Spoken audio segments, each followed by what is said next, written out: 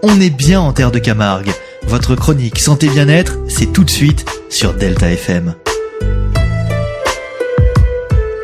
Bienvenue dans votre nouveau rendez-vous sur votre radio en terre de Camargue. Et si vous preniez un peu de temps pour vous, si vous preniez soin de vous tout simplement, c'est ce qu'on vous propose avec Stéphanie Isberg, sophrologue au centre de sophrologie à la Grande Motte. Bonjour. Bonjour, je suis ravie d'être parmi vous aujourd'hui. Alors avec vous cette semaine, focus sur les émotions, en particulier avec cette période que nous vivons en ce moment. Au cours de cette période particulière que nous vivons actuellement, cette période qui bouleverse nos habitudes, qui nous oblige à nous adapter en permanence, nous sommes peut-être traversés par différentes émotions plus ou moins agréables. Peut-être qu'il peut nous arriver ou qu'il a pu nous arriver de ressentir parfois de la peur, de la colère, de la tristesse même, de la frustration, de la déception, ou encore de la culpabilité. Culpabilité peut-être de ne pas positiver, et oui, ça peut arriver. Alors bien souvent, notre premier réflexe est de rejeter cette émotion ou de la réfréner.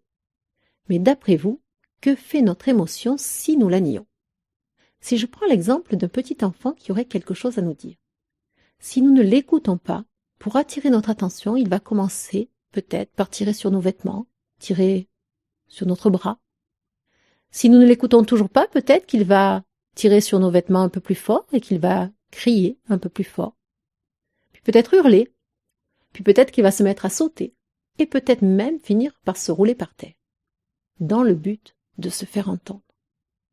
Alors pourquoi je vous parle de cela? Tout simplement parce que notre émotion, c'est pareil.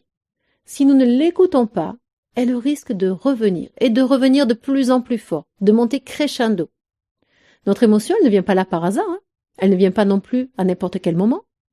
Elle se manifeste car elle a quelque chose à nous dire de nous. Car le problème, ce n'est pas la situation, ce n'est pas l'autre, mais la manière dont nous vivons cette situation. Notre émotion est donc un signal. Elle vient pour nous aider en attirant notre attention sur le fait que nous rencontrons une difficulté d'adaptation. Elle nous signale que notre façon de nous adapter n'est pas en adéquation, en cohérence avec nous, avec la situation que nous vivons. Eh bien cela, c'est une excellente nouvelle, vous trouvez pas?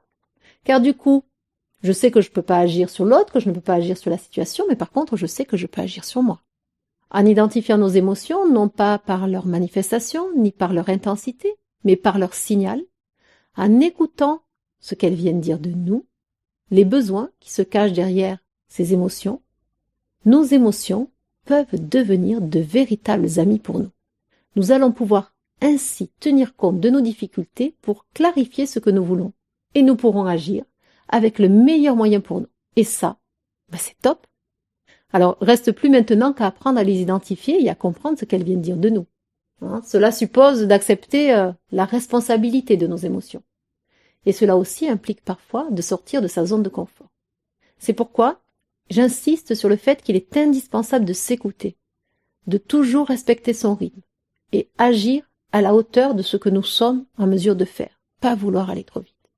Et si nous le souhaitons, nous pouvons également nous faire accompagner par un sophrologue dûment qualifié, un psychologue ou un professionnel de santé.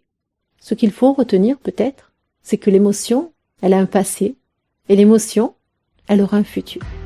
Je vous souhaite une très belle journée. Merci beaucoup Stéphanie. On peut vous retrouver sur votre site sh-sophrologue.fr et sur la page Facebook Centre de Sophrologie Stéphanie Isberg. À la semaine prochaine. Retrouvez votre chronique santé bien-être en podcast sur notre site delta-fm.com.